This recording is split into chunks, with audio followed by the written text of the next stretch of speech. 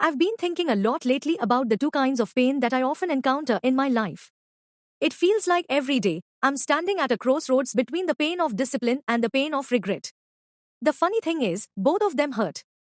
But in the long run, one leads to growth, while the other leads to sorrow. It's not always easy to choose, but I know deep down that I can't afford to keep avoiding this decision. The pain of discipline is hard. It's the early mornings, the long hours of hard work, the sacrifices that feel so heavy in the moment. I want to take the easy way out sometimes. I want to skip the workout or push back the deadlines. It would be so comforting to let go of the things that push me beyond my comfort zone. But I know if I give in to that temptation too many times, I'll end up with nothing. That's when I'll feel the regret, the gnawing feeling that I've wasted my potential, that I've let opportunities slip through my fingers. Regret is its own kind of pain, and it's one that's much harder to bear.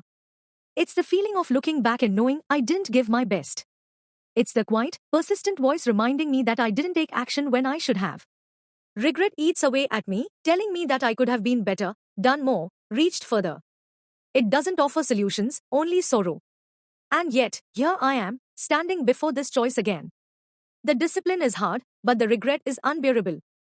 I want to be the person who looks back on their life and says, I didn't take the easy way out. I pushed through. I did the work.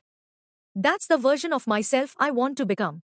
Not the one who shied away from challenges or avoided discomfort. The one who chose the hard path now to avoid the pain of missed opportunities later.